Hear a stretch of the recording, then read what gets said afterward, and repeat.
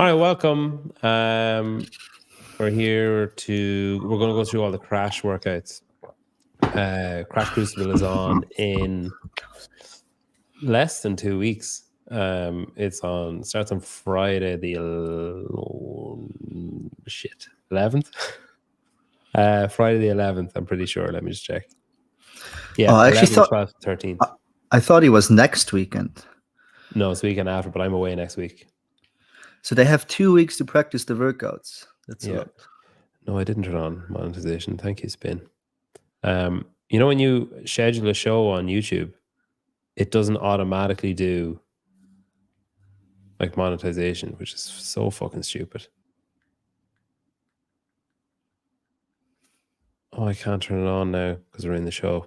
Fuck, I'll turn it on afterwards. Anyway, speaking of monetization, you may notice up in this corner here, there's a new little QR code for Spade Cola. So it would be just absolutely fantastic to me especially if you're based in America, if you scan that QR code and peruse their offerings. Do you know who Jake Berman is, Adrian? Yes, I competed against him. Yeah, he owns Spade Cola. Let me just show you. You should It's actually send pretty some. cool. He has some on its way to me, but it takes a while to get here, I think. Spade Cola. Oh, this is so seamless. Here we go. Spade. There, look at that. Is it like without sugar or is it? Yeah, so there's no sugar. I'm pretty sure there's no aspartame in it either. Don't send it to me.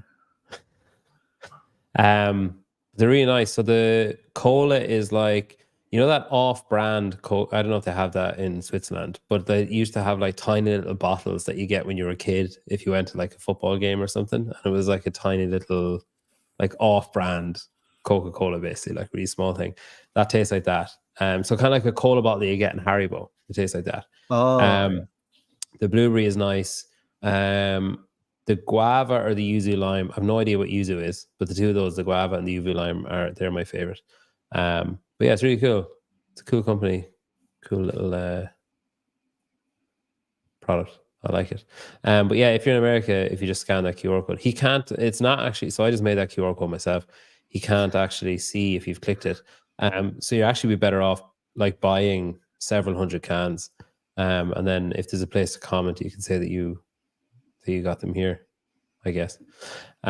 Second fastest burpee in CrossFit, yeah. You lost Colton Mertens in a race of 100 burpees over the bar. Speaking of races and fastest speed and agility and fitness, Adrian, I sent you the workouts yesterday. Yeah. Well, I saw them on the Instagram. Yeah. What did you think overall? Like just like broad strokes when you saw the 7 workouts, were you like, okay, yeah, this makes sense? Or are you like, did any of them were you like, oh, I don't know about that one? Well, I read some comments about JR that he's apparently the best programmer out there. So I had very high expectations and they were not met.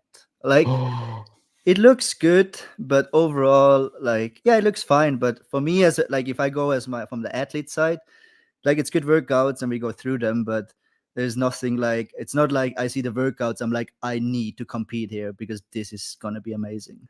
Yeah. It's the first one then, Dumb Standard. That was the first one that was released. It was one, I remember talking to Kiefer Lamy at Whatabalooza, and he was saying JR was about to start releasing the workouts. And Kiefer was saying, I just hope he doesn't release number 1 because we all know what number 1 is going to be. And then after it was released, he said, all right, we didn't know what it was going to be. He said everybody was kind of close, but everyone was also wrong, which I think is something that JR kind of enjoys doing. So event 1 is, and it's the same masters and individual, it's the same workouts. So it's 3 rounds for time, 10 dumbbell clean and jerks at 100 pounds, 70 pounds. What's that, like 50 kilos? Like 45 kilos? Yeah, 45. 10 ring muscle-ups, 10 dumbbell snatches, and you have to rest exactly 1 minute between rounds. And then you add up your 3 rounds times, and that's your score. The time cap is 30 minutes, presented by Best Ever Skin Studio. That's Hiller's Alexis's skin studio. What do you think of that one? I like it. I think it's gonna be like, if I look at workouts, I always try to figure out, okay, where is the separator between like the good and not the good, or like between the pack and the people who are gonna do well in the workout. Yeah. I think everyone can go touch and go on the clean and jerk with 100. That should be fine. You can lower it on your shoulder and take it down. That should not be too hard. The 10 ring muscle ups for the top people, especially the guys, there should be no separation. And I think then the separation is going to be who can go touch and go on the dumbbell snatches at 45. I think you're going to see, like, between the pack and between the top people, you're going to see like people have to go singles or like change on the floor. And I think that the good people can change in the air and make some time there, because it's a short workout. And I think it's going to be every 5 to 10 seconds going to count or coming one in. So, and you have a minute rest. So you can go quite hard.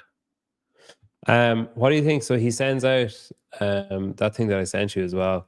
He sends that out to all the athletes, and he's of the opinion that like this should be just done by every competition ever, because it just removes the need for you don't need to do a brief. Then you show this, everybody gets this, then you corral the athletes at registration. You might say, any questions? They'll probably say no, and then you corral them 10 minutes before the event, and out they go and they're done.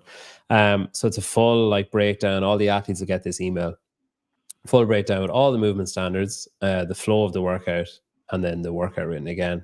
Have you done competitions that's been done before, like where you get that sort of detail beforehand? I think Wodapalooza did it 1 year, or like they did, like the briefing was like optional, but they send you everything on video. And there were like 1 or 2 other competitions they did something similar, or they made the briefing like in a video as well. The only thing, like I agree, like movement standards, it's better to see it like this way. I like to have sometimes a briefing to see the flow, like where, if you have to move something, or how far away are the machines. Okay. Like, and it's only for the people if you're in the first heat, because if you're not in the first heat, I just go outside and watch the first heat. I'm like, oh, okay, this is how it is, the setup. Or maybe sometimes the women were first before the guys, so then I check that. But yeah, I really like that. It makes definitely life easier for the competition, or the people who run the competition. What do you think then? What's the biggest separator here, do you think, of, say you're going to have a lot of people are going to be within, like you say, it's a short workout, 13 minutes, probably not a huge amount of separation really. What do you think is going to push people on from the rest? Who, like, if you're looking at your top, say 3 or 4 on the men's and women's side, what's going to separate them from the rest of the pack, do you think? Well, for the men, the last 10 snatch, because like you said, you have a minute rest, so the 10 clean and jerk, you will feel fine. And then you build up fatigue with the 10 ring muscle ups, but for the guys, it's definitely going to be unbroken as well. So then to do the 10 snatches with the previous fatigue, I think that's what the guys going to feel. The girls is a bit a different workout because of the 10 ring muscle ups. Of course, the top girls should go or probably get close to unbroken as well, but it takes more out of them than like the guys. So they're going to probably have either a harder time on the last 10 snatches. So there it depends. You're probably going to have strong girls. They're going to run through the clean and the snatch. But they might struggle a bit more than the ring muscle ups, because it's still, for a lot of girls, 10 ring muscle ups is like just probably on the edge to go unbroken with the previous fatigue of the clean and jerk, right? Does it look to you like it's like a no rep is going to be costly there on any of those? You might, if you get a no rep on the clean and jerk, you might make it up if you're fast enough if you go unbroken on the rings or whatever. But if you get a no rep on the rings, you've probably slipped down a couple of spots. Is that fair, do you think? Well, you never want to get no reps, right? I think the thing is, because it's not a fast workout in a way of movement speed, so I think you should not get a no rep, right? Like, yeah, it's not like I said, I think it's easier to get a no rep on a dumbbell snatch with 22.5 kilos or with 50 pounds than 100 pounds, because you're moving slower, right? yeah, yeah. Yeah, I don't know. But yeah, And no reps cost always, like especially like I said, it's heavy, and like you said, it's maybe if you can do 10 muscle ups, so you do 11 in the third round, you're probably gonna feel that one more rep, even more muscle fatigue than for the dumbbell snatches, right?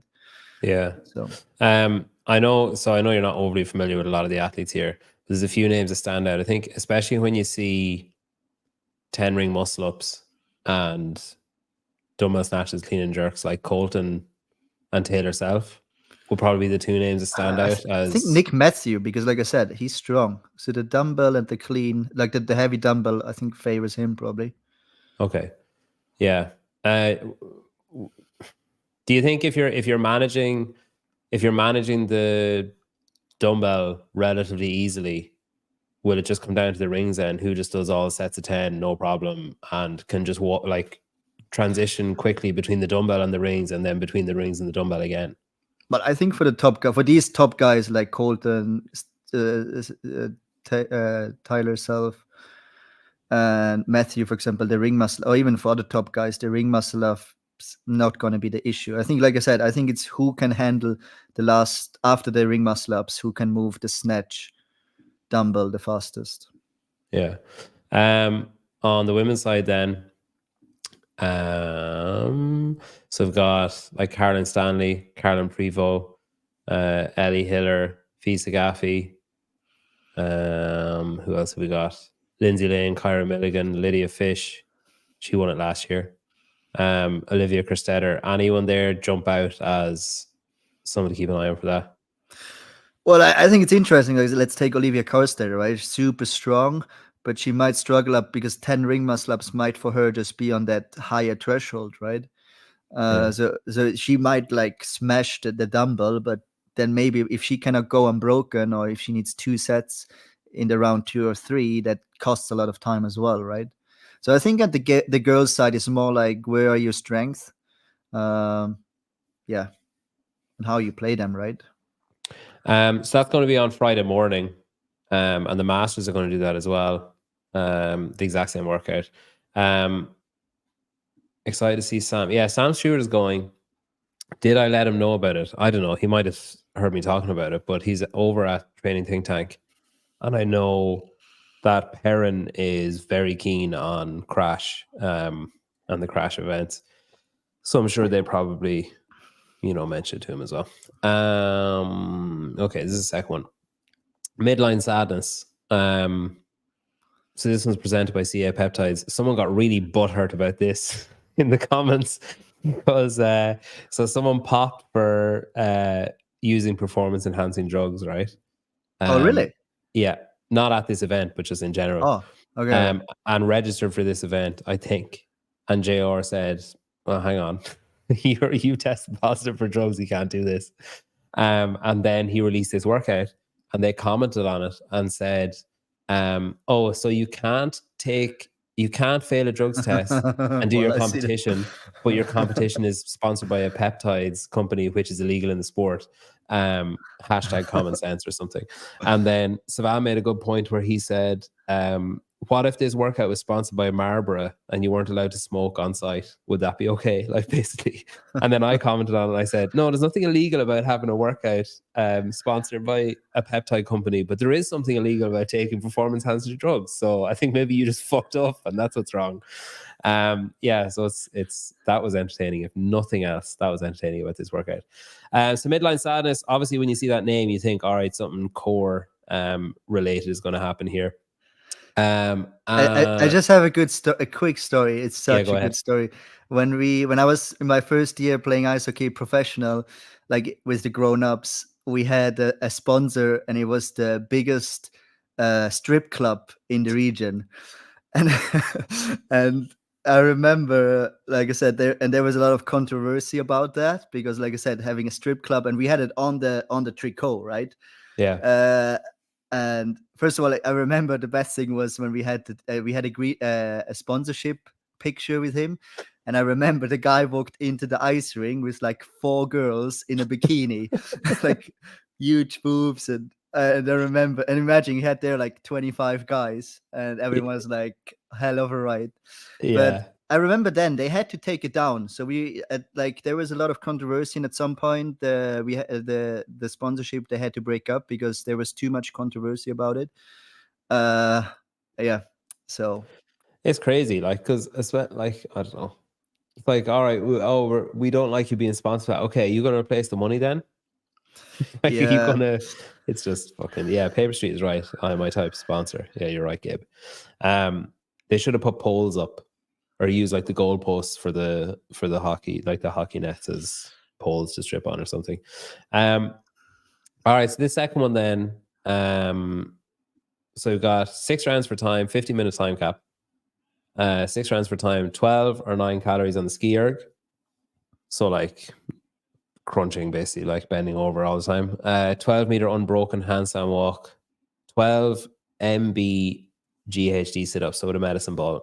So 20 pounds or 9 kilos, isn't it? Yeah, or 14 pounds. And then another 12-meter unbroken handstand walk. So you just go back to the ski erg then. So there's no rest in this one like in the last one. What do you think of that one? Yeah, that workout, I really like the how he put it up. I program for myself a lot of workouts like this. I really enjoy that way of training, either if it's intervals or you also you just do like rounds, a few rounds for time. I enjoy that. On this one, I would have wished maybe a little bit more reps, because again, everyone is able to walk just 12-meter unbroken. That's not anymore high standard. Even like the 12 mat ball GHD sit-ups, because it's a mat ball, you cannot move very fast. So you move slower. So it's actually like a rest. Of course, it's a bit more muscle fatigue, but 12 reps, it actually gives you a nice rest for the next handstand walk. And then, yeah, like you said, 9-calorie ski as well. I would have liked to see the same workout with a little bit, let's take, even if you would just have done 15-calorie ski erg, 15-meter unbroken, 15 mat ball GHD, and 15 unbroken handstand walk, that would have added up maybe a little bit more. But now it seems for me just like, yeah, push hard the ski erg, walk fast on your hands, move fast on the GHD, and move fast on your hands. And whoever can hold the pace and keep moving the fastest over the 6 rounds is going to win this one. Do you think, is this the kind of workout that maybe like that pacing is going to come into like a lot, as in say the top 4 or 5 will be the people who start off maybe not the fastest but just hold a consistent pace throughout the 6 rounds, versus there might be some people going into it thinking what you're thinking and saying, well, it's only 12, like that's fine, and then by the time to get to round 5 or 6 they just can't go unbroken, or they can't, because like the 12 meters unbroken, I'm guessing if you fail you have to go back to the start. Yeah, but no one of these athletes fail a 12-meter hand. Like, well, I'll remind you of that next Saturday. Yeah, but if you fail a 12-meter handstand walk, then you must, either you suck in handstand walk, or that you have been way, way too hard on your pace. But I would pace it this way, how I most a lot. Like, I would push the first 2 rounds. You're fresh. You probably feel good. You have the rep speed. Try to make ground there. And then from round 3 to 5, like the next 3 rounds, you just try to find a pace where you can, on that edge between like going like that red line, just be a little bit under. And then for the last round, you just give what you have, right? But I think it in this one, it's worth it, actually. I think, but now that's the problem. Like, this would be an interesting workout if the athletes could not test it. And now we're again on that talk about knowing and not knowing. I think this would have been a great workout to put it out on the competition day, because like you said, probably some people would go too hard and some people would probably go too easy. But now they have 2 weeks time. I can, like, probably you test this workout once and you know exactly your pace, maybe twice. So I think that's a bit sad, because like I said, in 2 weeks, this workout, I can tell you exactly the pace and the speed I have to go, and then it doesn't really matter anymore too much, right? If you look at the athletes, then does that even stand out? What are you looking for in this then? Are you looking for someone who, if you're saying the handstand walk is a bit of a gimme, are you just looking for someone who's fast on the hands? For example, I know he's not competing, but that's a great workout for like Yonekowski or like Victor Hofer, like people like this who just like they jump up on their hands and they just walk faster than everyone else. And they also can hold the speed over the 6th round, because a lot of people are fast when they're fresh, but once they get fatigued, they actually slow down. And whoever can hold the rep speed overall. And then of course, like on the ski erg, you also need to put out the power there. Like I said, 12 calories, like you said, you can go pretty hard because it's only 12 calories, right? Yeah. So if you push hard, that might be like around 30 seconds. So do you think the separator is just the speed on the handstand walks then? I think the separator might be around 5 and 6. Okay. And whoever can hold the speed. Do you mean the speed as in whoever can maintain drop the the med ball, power kick output up straight away and go? Exactly. Yeah. And who can maintain the high power output on the ski erg? Yeah. I guess that could be, it's decent in that respect, because if you have I wish there was a quick way to flick between these two fucking screens, but there isn't. It's really annoying. If you had, so you could have someone who's quick on the handstand walk and someone who's like, that's probably going to be more or less same speed for everyone, I guess. Once everybody gets onto the GHD, picks up the ball quickly and starts moving, everybody's going to be relatively similar speed there. Exactly. But if you have especially with someone a med ball, if you have someone who's mildly conservative with ski erg, or who paces it a little bit too much, that could be the workout gone, no matter how fast they are on the rest of the stuff. Do you know what I mean? Like, as in, if you think, all right, I'll just pull like, I don't know, 1200, but the guy beside you pulling 13. Do you know what I mean? Or like 14 or whatever. And then it's like, oh shit, like I've lost the workout in round 1 because I'm not going to catch up now if I go out too hard. I think if they wouldn't have announced that workout, I think the risk that you go too easy would be higher than going too hard. You know what I mean? Yeah. I think you would have more people walk away from the workout thinking, shit, I should have gone harder in the beginning, than actually saying like, oh, I should have gone easier in the beginning. That's fair. Okay. Let me get our next one up. It's good that Gabe is here as well, because this is a Paper Street Coffee sponsored workout. Do you know what's cool for this as well, Adrian? I don't know if I told you this. So every workout, there's a cash prize for whoever wins the workout. Ooh, so there's an overall, there's like $20,000 up for grabs in prize money for a podium. So first, second, and third, I think it's 6. Fuck, I don't want to get this wrong. 642, I think, for first, second, third. But then there's also cash prizes for event wins. So if you win an event, you get like whatever. I don't know what that is either. Maybe Gabe, if you're still there, you might tell me. So I think it's like, just say like whatever, $200, $300 if you just win an event. So you could, in theory, if you win the 7 events and come first, which you probably would if you win the 7 events, you're going home with a huge chunk of change, which I think is really cool. Same for the Masters. So X Endurance are putting up, I think, $100 for every event win for the Masters. And then Paper Street are putting up the event wins for the elite category as well, which is really cool. Because even the thing I like about that is you could end up with that, you know, like that James Newbury Ringer 1 scenario where someone comes out and just fucking destroys themselves to try and get money, knowing like, well, I'm not even on the last day or second last day, and I could just fuck up the whole leaderboard because nobody who's like in second last place absolutely sends it because they think, well, I want to make $300 or whatever, which I think is really cool. Yeah. So this one then, Paper Street Coffee, present this one. So Pillgatory. So your first question when I sent you this was, what does pill mean? So it's basically like a kind of a rubberized segment of a worm, basically. It's like a small little mini 1-person worm kind of, isn't it? It's like not soft. It's kind of like it looks like a massive suppository, like a suppository for an elephant. But what is inside? Is it like loose inside or is it like firm inside? It's compacted sand, I think. So it won't move. Okay. It won't move the way a worm moves because it's got like a shell. Do you know what I mean? Yeah. I saw that. Well, once you said it's on the video, I checked it.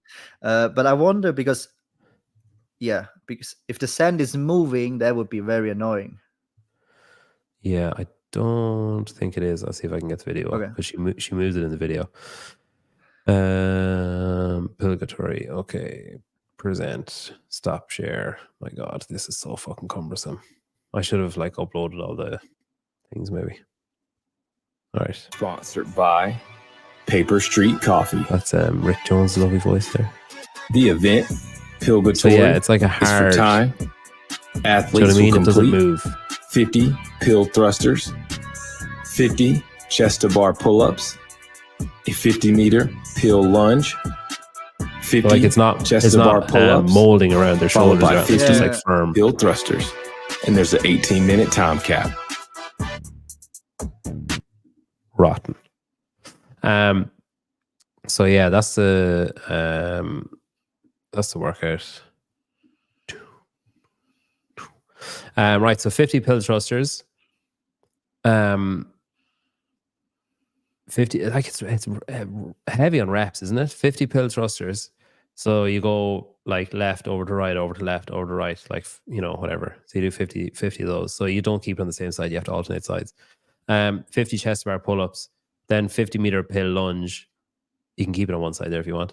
Then 50 chest bar pull-ups again, and then 50 pill thrusters. So it's kind of like an out and back chipper, I guess. How do you rate that one? Have you ever used that before? No.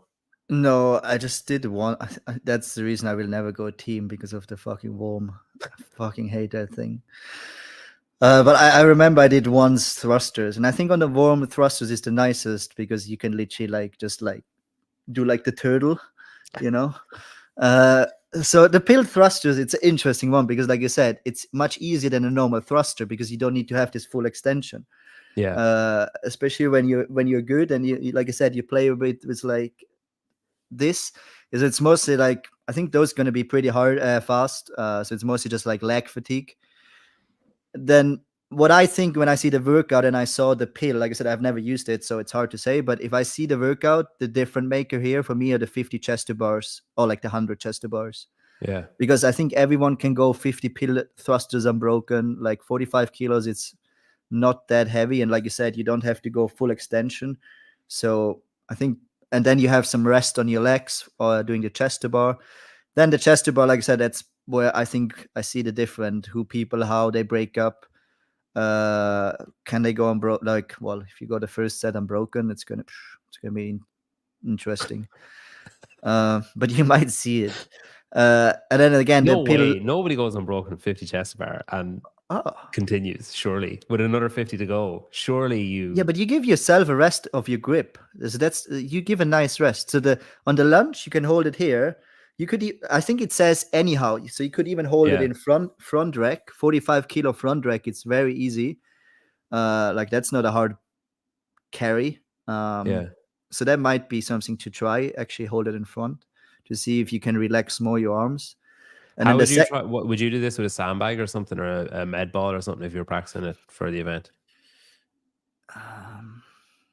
Well, sandbag. Yeah. Or like stuff a dumbbell into a foam roller.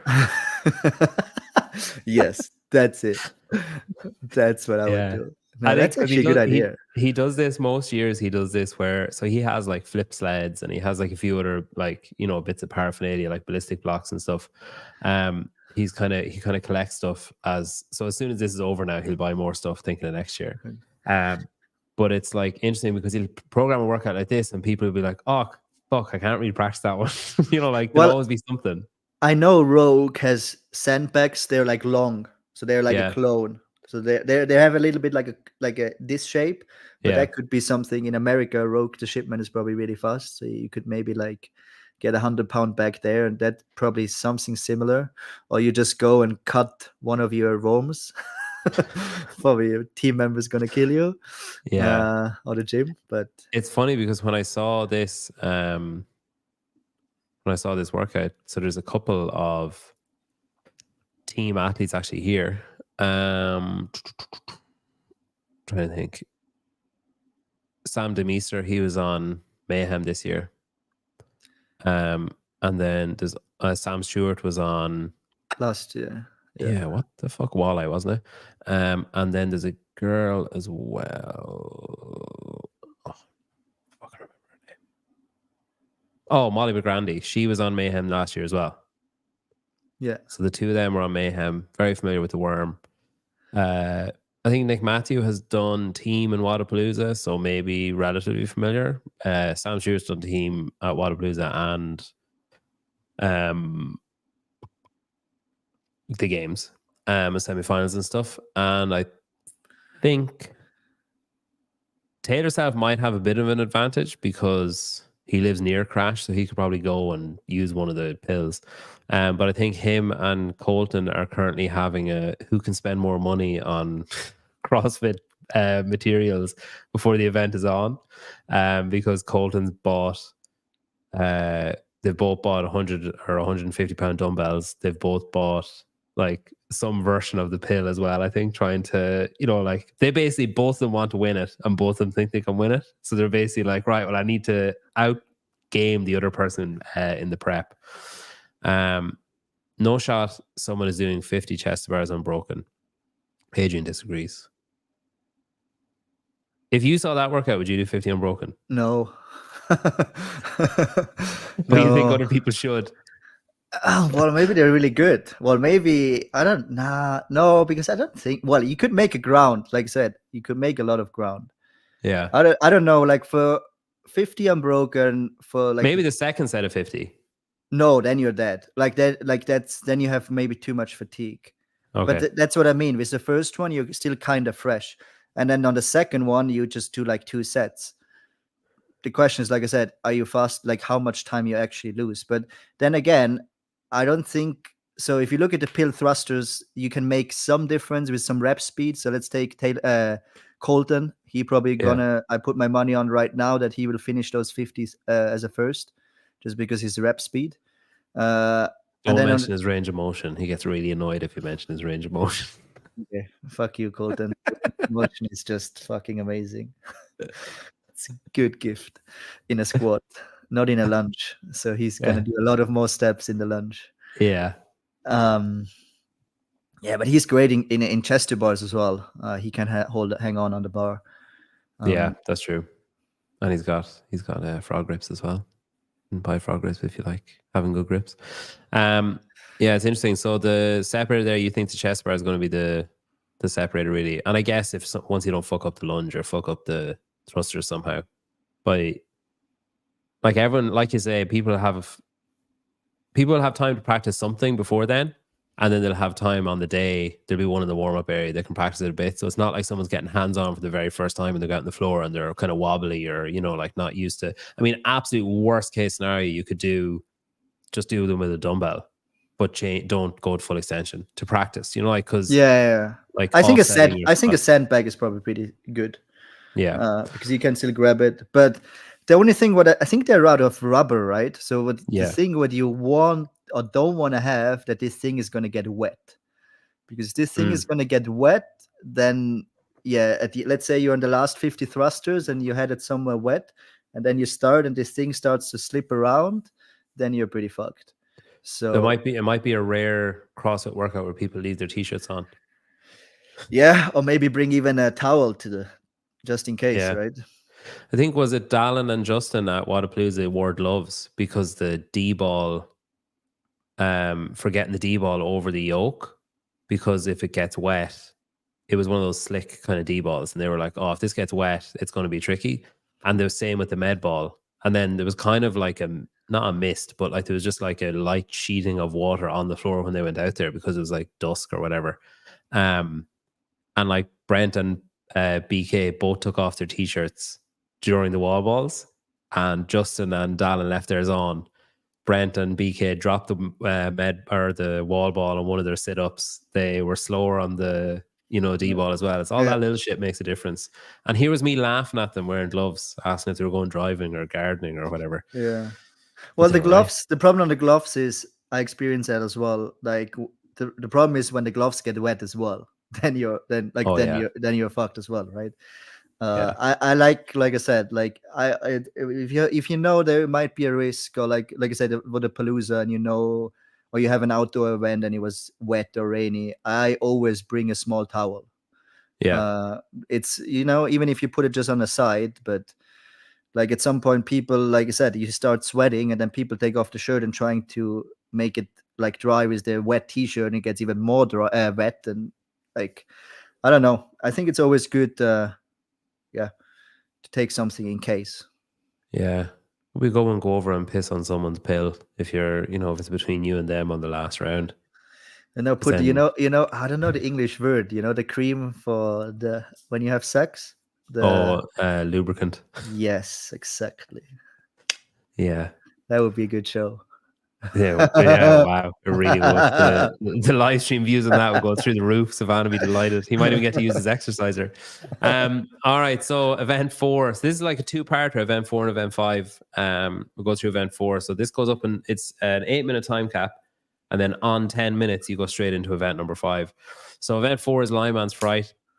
4 rounds of 6 deficit strict handstand push-ups, and then 30-meter sled drive. Now the sled is basically a flip sled, but you're kind of driving it with your shoulders, and it's at like a kind of a mild angle.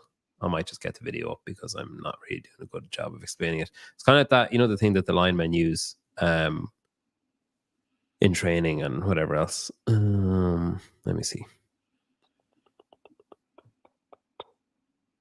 Lineman's Fright. There it is. Okay.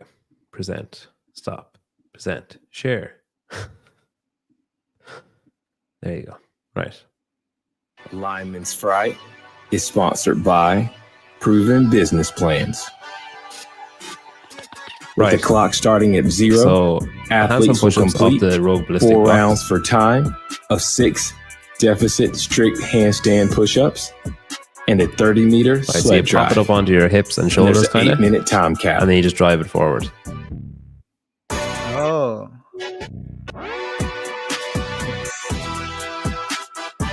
And you go back down the way.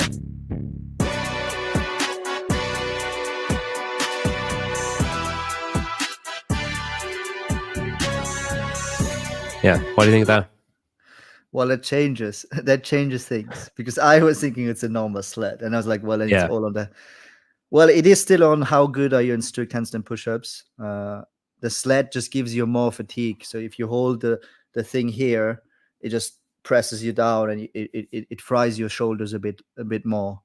But I think it's hard to make ground on a sled, so I think it's all on the strict deficit handstand push-ups. Would that operate the same way as, like we've seen it at the games with sled pushes with alpaca, with all that different stuff, where if you can get lower, it just moves. Like if the more horizontal you are, the more quickly it moves or whatever. Like remember, was it Hopper was using alpaca and he was up really high, and the commentary team were like, just get down lower, man. You're just like driving the front of it into the ground.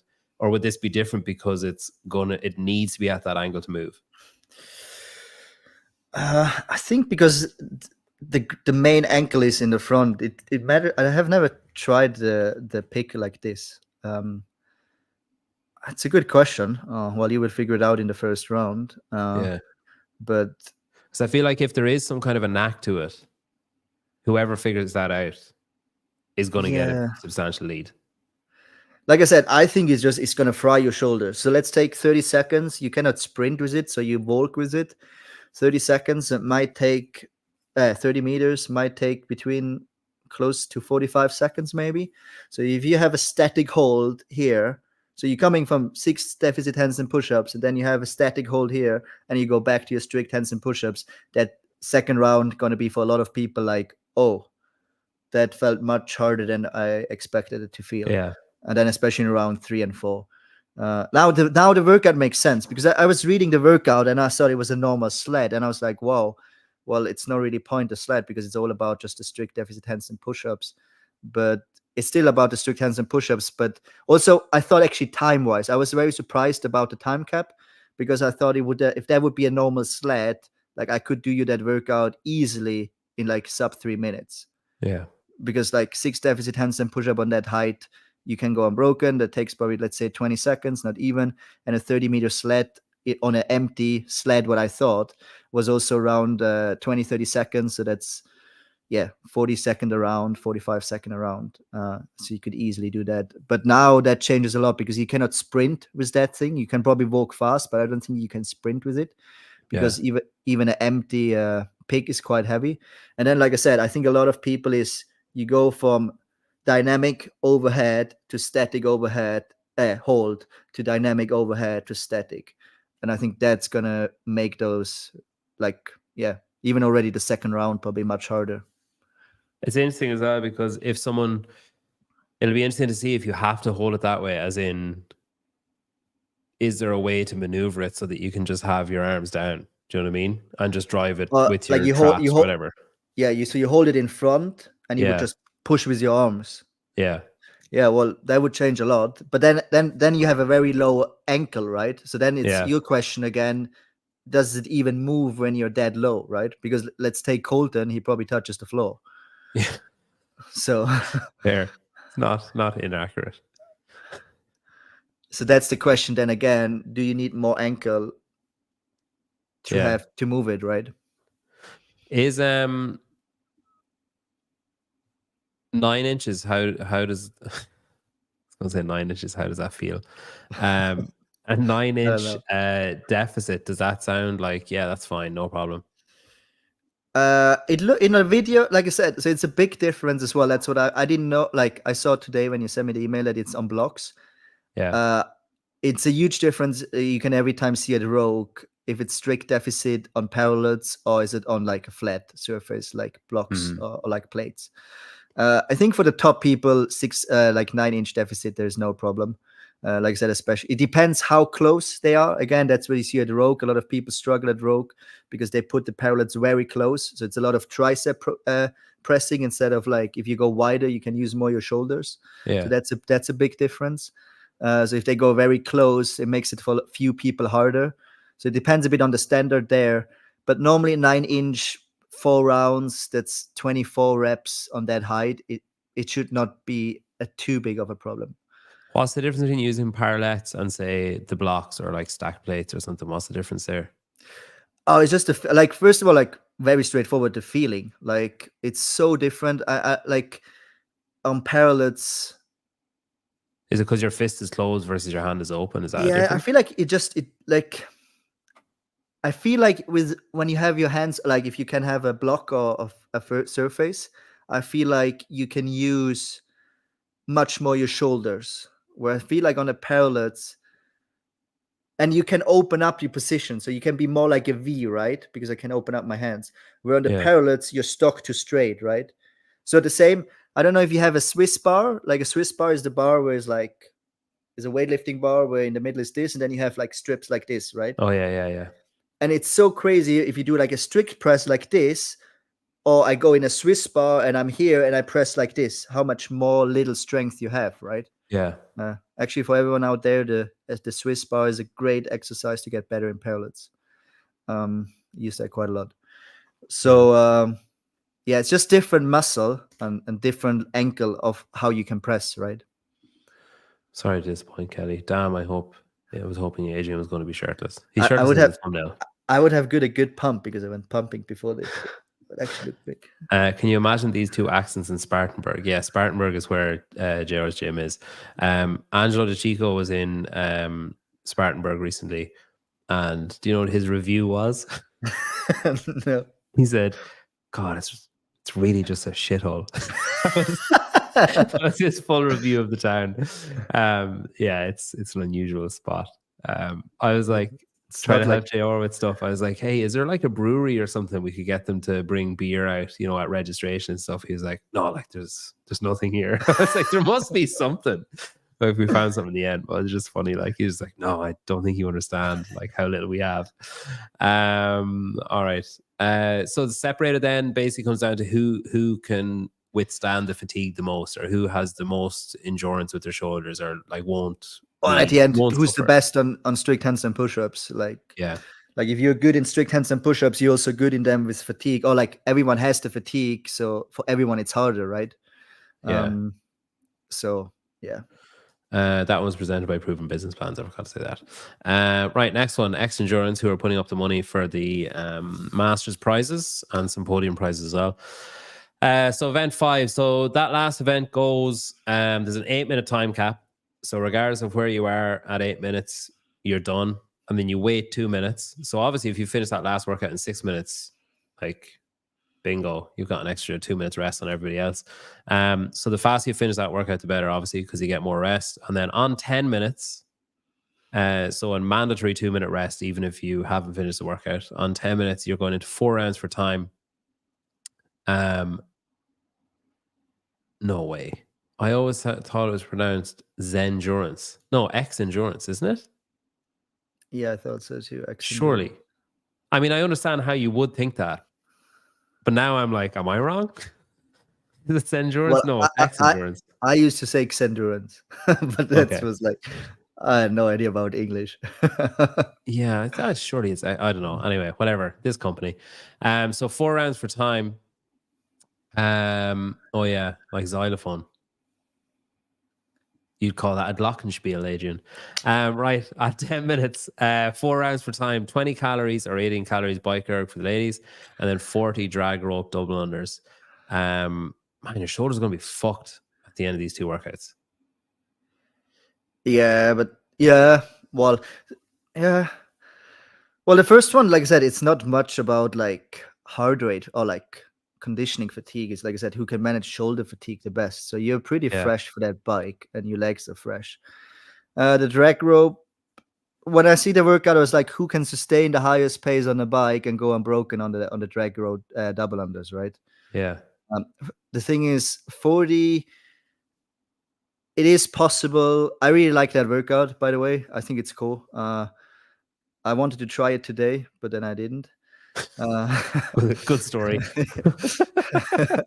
So, but I have still 2 weeks time to try it. Yeah. But I was like, there's no point if I don't do the first part. Yeah, true. And I would have done the first part totally wrong, apparently. Yeah, you would have just used the sled. Yeah. Exactly. I would have been done at like 3 minutes, and I would be like, well, I have a lot of rest. No. You'll need to get like, she wouldn't be heavy enough. I was going to say you need to get an A to stand with her feet on sliders, and you just push her hands or something. Yeah. But she wouldn't be heavy enough. Yeah. What do you like about this in particular? It's just like 4 rounds, just like I said, who wants it not who wants it the most, but for me, drag rope double unders is the hardest form of double unders. Like, I'm very good in normal double unders. I'm very good actually in heavy rope double unders. I don't feel a big difference, but somehow the drag rope makes me like my heart rate goes higher up. My muscle fatigue is much higher. Which muscles? Your shoulders or what? Yeah, my shoulders. Yeah. So is there going to be a compounding effect from the last one then? Yeah, but you have some nice rest, and you're even the bike. So yeah.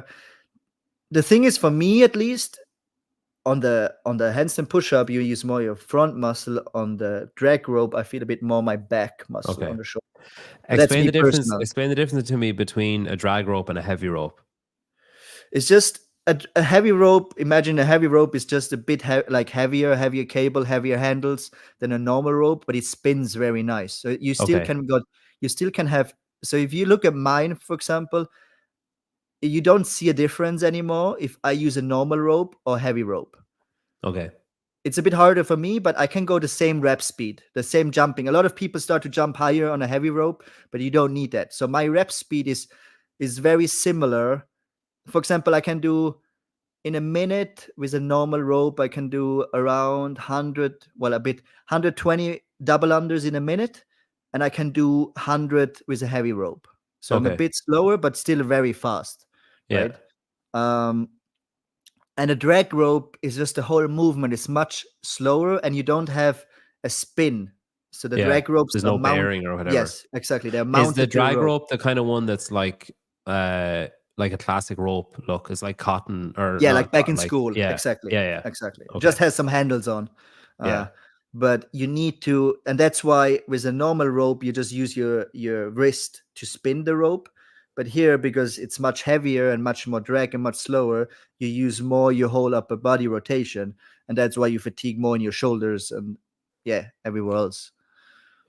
Would you say a totally different person will win 4 versus 5 then? Well, like I said, so 20 calories, it's still a lot of power output there. Like, I think the person who will win, like, the thing is, drag rope double unders doesn't, like, someone tall can be good in drag rope double unders, but also someone short. So that doesn't matter. So I think, of course, because of the 20 calorie bike erg, someone taller and heavier has a bit of an advantage. But at the end, like I said, I think whoever can hold the highest power on the bike over the 4 rounds and go unbroken on the drag rope double under is gonna win it, right? Like, It's interesting. because Kinda if you setting think up for 1,500 calories per, I don't know, like average. What is this? 1,500 calorie per hour? yeah, Right? So that takes you close to like 48 to 50 seconds for 20 calories. I actually Yeah. tested that today.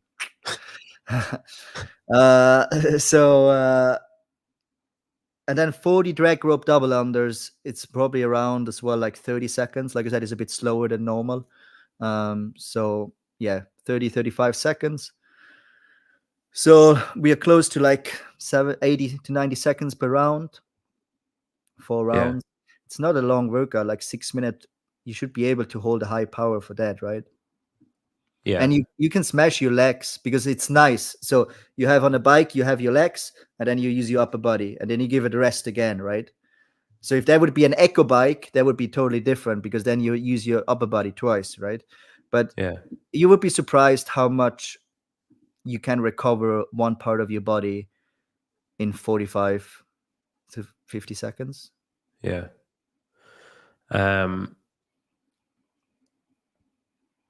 Let me just get up the next one.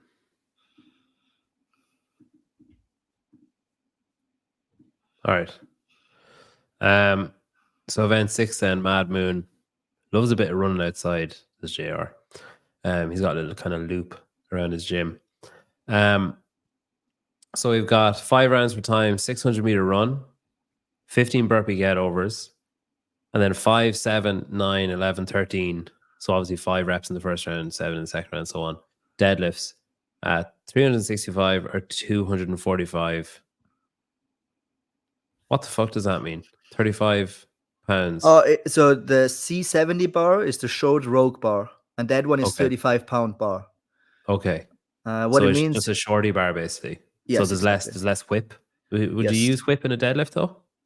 Oh yeah, for sure. Okay. That's where you want to have to whip the most, if you ask me. And especially, okay.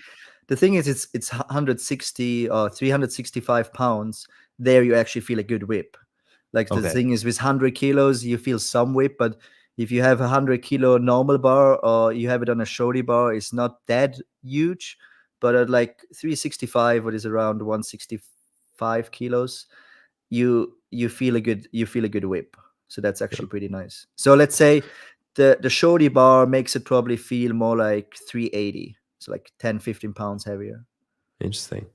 So 5 rounds and the burpee get overs are over a yoke, which is kind of cool. How high? I forgot to check that. How high is 40? What is it, inch? 40 inches, yeah. So we'll see it here. So it's about hip height for okay. probably like upper abdomen height, I guess, for the guys. Well, depends who, right? Yeah, true. Colton is going to be like neck high. Muscle up. He's going to fucking hate that. Sorry, man. Yeah, so this one's Integrity Pool Pro is presenting this one. Yeah, so is the run just kind of an annoyance then? Like it's just like an interference kind of for the other stuff. Is this a deadlift workout basically?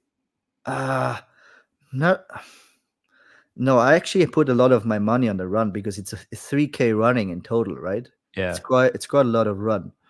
I think burpees, people are gonna move in a similar speed. So there is more like you can lose it on the burpees, but Sorry, Brian Spin's fucking GIF use here. Short push. I don't know why I found that so funny. Sorry, go on.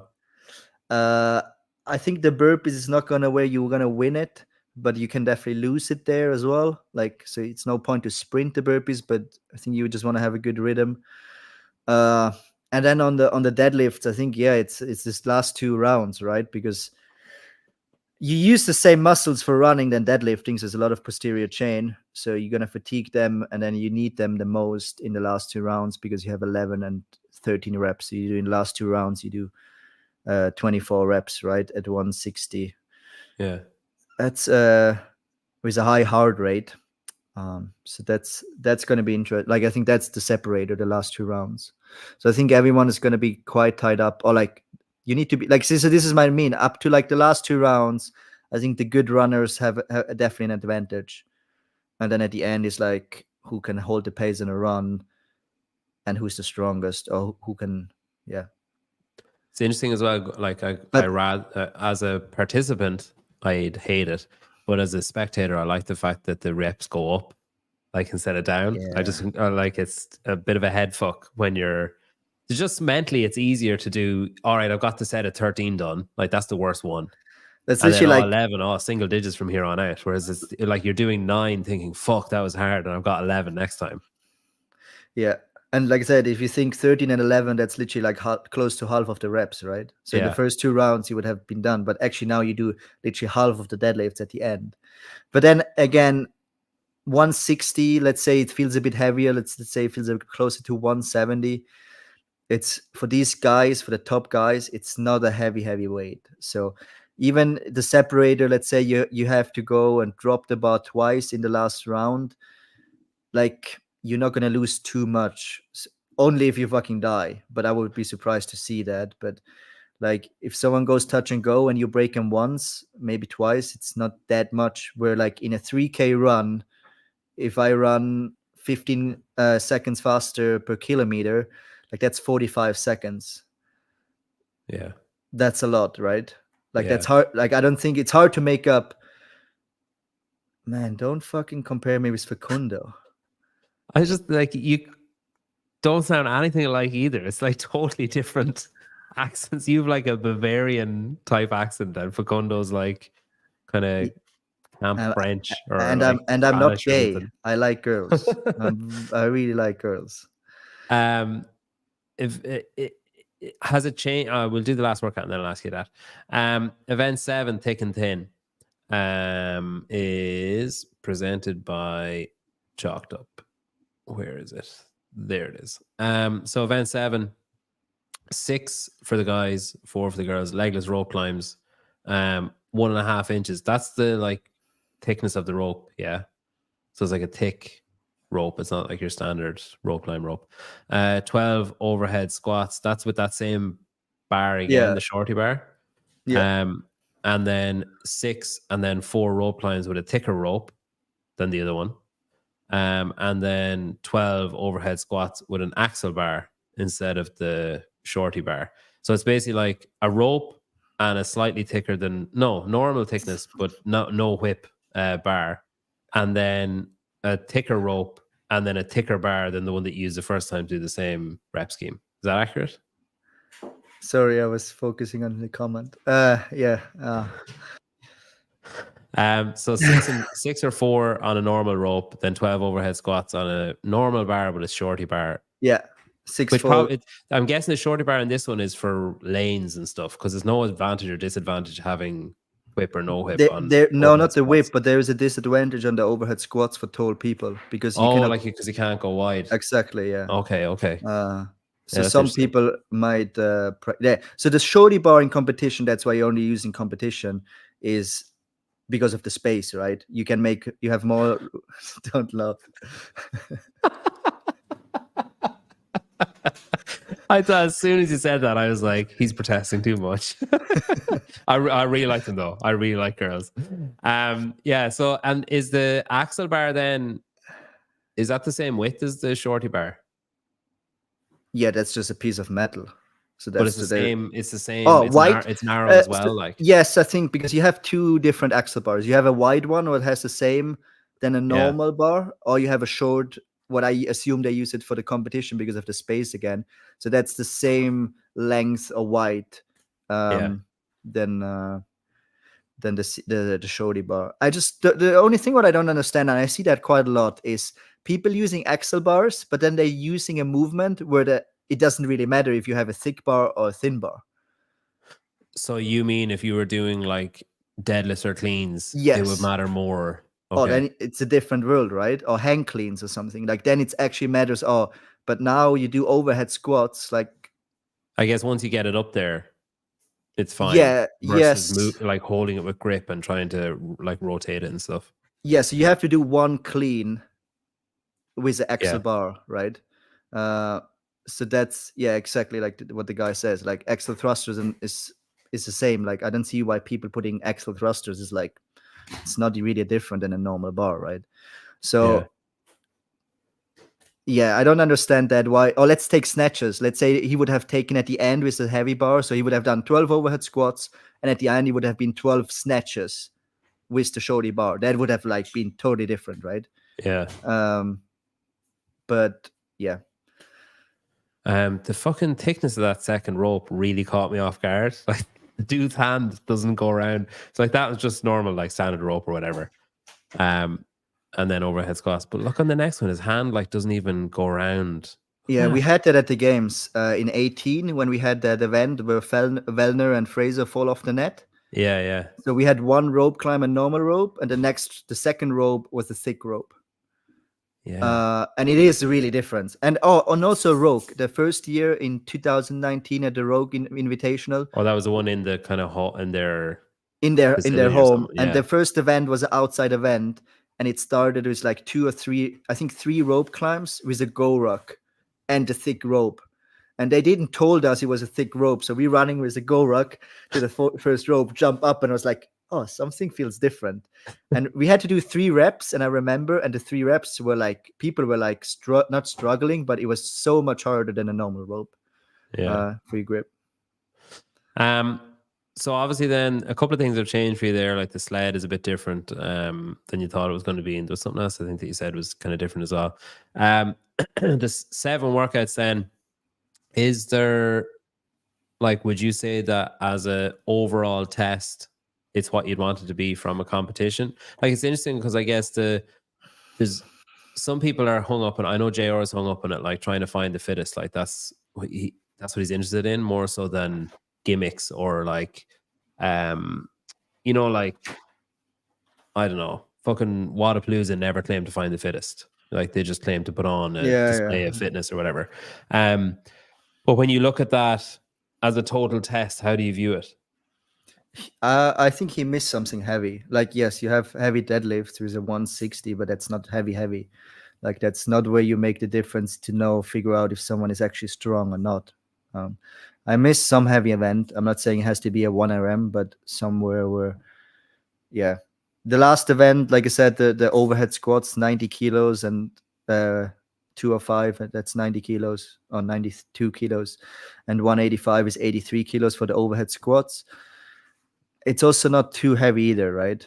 So maybe if he would have done like at least 225 or even 230 or 245 for those overhead squats, but everyone should, in this level now, should be able to do 6 legs rope climbs into 12 overhead squats at 90 kilos. So I'm missing a bit an effect where the weight, an event where the weight matters a bit more. That's the only thing, right? I think the rest, I like that finally we have an event again. There is normal handstand volk and not always the circus handstand volk. I like that. The rest looks fine. I think he has the time domain. So he has a shorter time domain. He has a bit longer time domain. So I think from the time domains, it looks like a good test. He has one like over 20 minutes, one under 5 minutes, and then one between 12 and 18, 2 between 8 and 12, and 2 between 5 and 8. I will say, I don't know if I'm pretty sure I might have been on a story. Just when you mentioned this could be interesting, because when you mentioned we're just getting a normal handstand walk, and when you were complaining about 12 meters not being a lot, I did see him put up on an Instagram story like last week. He has, the foam, they're like little. So you have to step over. Yeah, 2-inch square or 2-inch rectangle cuboids or whatever. And last year they had to step over them and then go up and down a ramp or something. And he put up a picture on his stories the other day of like all of those just in the corner of a room. So then I thought like, oh, is that going to be the 12 meters unbroken is going to be like, 12 meters and the middle 4 meters will have those steps in it. But then the workout is even like not even, but then the workout is shit because then it's all about the handstand walk. Now the workout, if you, let's say what we said, it's normal handstand walk, 12 meters. It's about who can go hard and who can hold the pace, right? And because there's not much skill or hard in 12 calorie ski, like there's hard and there's not much in 12 GHD mat ball sit-ups, right? So if you make one, like I feel like now all the components are very slow or very simple and very straightforward, right? So now if you make one component more skilled, then the other ones matter less. Yeah. And I don't like that in that amount of numbers. Like then if you want to make the handstand walk a bit harder, but then you need to give people also have a chance to make a difference on a ski erg, on a mat ball. So then you need to increase the ski erg and the mat ball to that people spend more time there to actually give them a chance to make a difference. Otherwise, it's all about how good are you skilled on the handstand walk, and I don't like that. Yeah, I find you. So there's nothing in the standards to give away, but I could be wrong there. He could be misleading people or just like, kind of winding people up. What I would like to see maybe would be that's a little bit skill, but it's not too hard that you say, okay, 6 and 6 meters. So 6 meters, you have to turn 180 and then 6 meters back. So you have a little bit of to make it a bit harder. You know what I mean? Yeah. But not make it too hard that it matters too much, right? Yeah. Because with the turn, everyone should be able to do it, but it only just gives you a little bit more like a way that like you cannot fuck up. So you have to execute better, right? Is there one of those workouts then, given that there's cash prizes up for grabs from Paper Street, is there one of those workouts that you'd be like, oh, I'd fucking send it on that one? Yeah, I would definitely win the strict handstand push-up. And the sled? Yeah. Strict handstand push-up deficit, this is my money. I mean, JR will probably make space for you. Yeah. Just come over and do that one workout. I wonder, there must be a minimum work requirement over the weekend. You can't just turn up and be like, I'd like to do event 5, please. And so like nothing else. You're just waiting for it, right? Yeah. Everyone else has 2 minutes rest, and you come in and do like, I've been resting for 48 hours. Fresh. Yeah, it's interesting.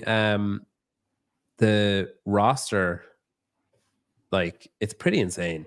It's basically the competition has garnered a reputation. So like when you look at people who've done that event in the past, so like James Sprague did it last year and won the games this year. Colton Mertens did it last year. Austin Hatfield did it last year.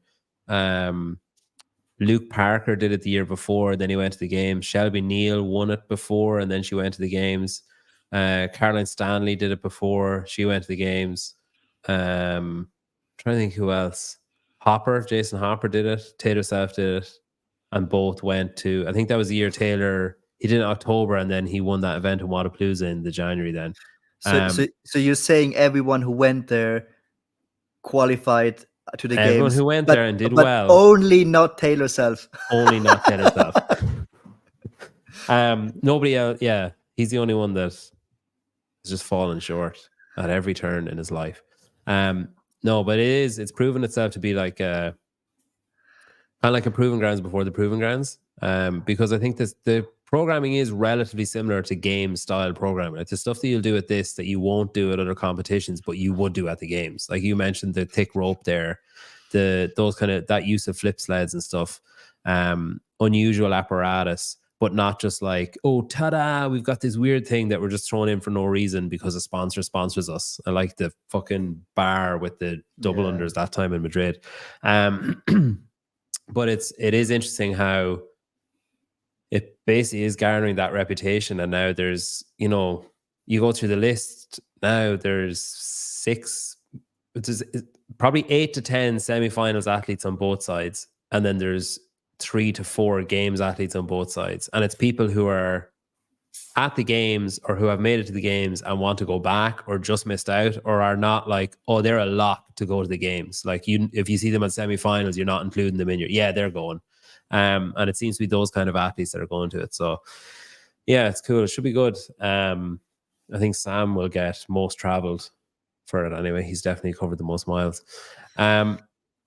Where then, when is your programming launching, Adrian? Monday in a week, 7th of October. Okay, so before this. Yeah, true actually. Where am I? Never Weekend Club, isn't that it? Yeah. so seamless with all my sharing. So the idea of this show that I'm doing, Adrian, is that we're going to start doing this. So we're going to do it for Rogue. We're going to do it for like Wadapalooza. That's my plan. And that once we know what workouts are for different events, it'll probably be trickier stuff. I think Rogue tend to invite one or release one or two at the moment, like during the competition, I think, don't they? Yeah, usually. So it might be trickier for Rogue, but Wadapalooza should be okay. And then any other competitions that we kind of see that look interesting. I think, is German Throwdown on the same weekend as this? Not sure. Or maybe it's this weekend. Actually, it's this weekend coming, I think. It's the same weekend as Marbella. That's what it is. Yeah. Since I'm not competing this year, I have no overview about these competitions. That's fair. Can people still sign up for that? Yes, still can come sign up. Still some spots left. Also, just DM you or Never Weekend Club, I guess. Yeah, just send a message over and send all the informations over. If you want to invest in yourself instead of going to a competition and just get crapped. Or go to Crash and earn some money and then use that money to fund yourself to go to Adrian's training camp. Exactly. Adrian, thanks very much. I'm trying to think what's on today. Is there something on today? No. Jeopardy was on earlier on with Chase, and that's over. And I don't know if there's anything on after this. If there is, go and watch it. Scan the QR code, please. If you're watching it afterwards, or if you're watching it now, especially if you're based in America, scan the QR code and even just buy one can.